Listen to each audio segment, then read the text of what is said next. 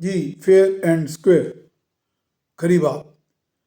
بہرحال آج جنرل مشرف کی رحلت کی خبریں آئیں، تمام ٹی وی چینلز نے کور کیا، تجزیہ نگاروں نے اپنے اپنے تجزیے پیش کیے، یوٹیوبرز نے بھی لکھا، ان کی اچھائیاں برائیاں سب ہر طرح کے چیزوں کا ذکر ہوا۔ ڈکٹیٹر تھے، ان کے ساتھ ہینڈ ان گلو اس وقت کی عدلیہ بھی تھی جس نے ان کو آئین میں ترمیم کا بھی موقع دے دیا، وردی میں وہ صدر بھی بنے۔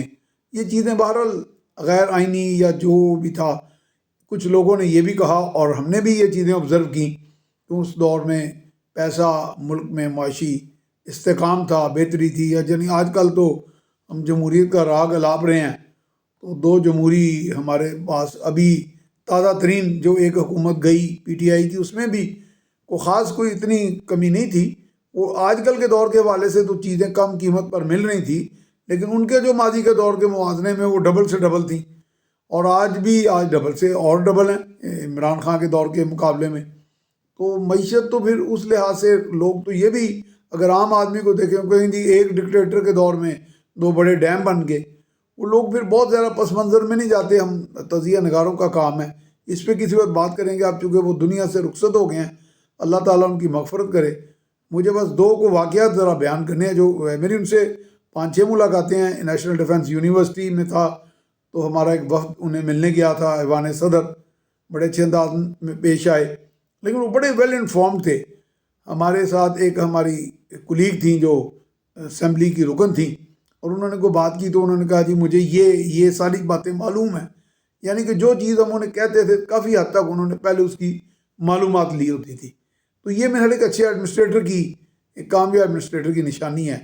اسی طرح وہ مجھے میریٹ ہوٹل میں ملے، میں اور میری بیٹی چھوٹی تھی اس وقت، تو میں نے ان کا تعارف کرایا۔ تو جنرل جاوید حسن کی بیٹی کی شادی تھی، اور کہنے لگے کہ جی یہ سیف صاحب ہیں۔ میں نے انہیں کہا کہ جی میں کالم لکھتا ہوں نیوز میں، تو آپ کبھی پڑھتے ہیں؟ اور انہوں نے بڑے تحکمانہ انداز میں میری آنکھوں میں آنکھیں ڈال کے ایس ایس جی کے کمانڈو کی طرح ہاتھ بڑا پکڑ کے طور سے تو مجھے کہا میں سب جانتا ہوں کون کیا لکھتا ہے۔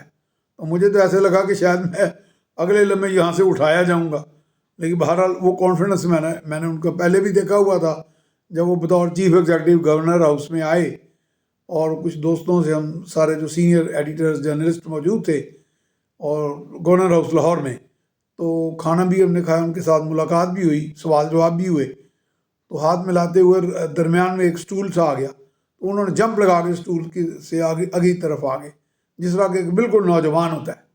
تو ان کے لیے دعائے مغفرت ہے، اللہ تعالیٰ ان کے درجات بلند کرے۔ جانے والے کے لیے ہمارا مسلمانوں کا شیوا ہے کہ ہم دعا کرتے ہیں، اور اللہ خیر کرے، اور ہمیں چاہیے کہ ہم تمام بڑے لیڈرز کے اچھے برے پہلوؤں کو سامنے رکھ کے ان سے کچھ سبق سیکھیں۔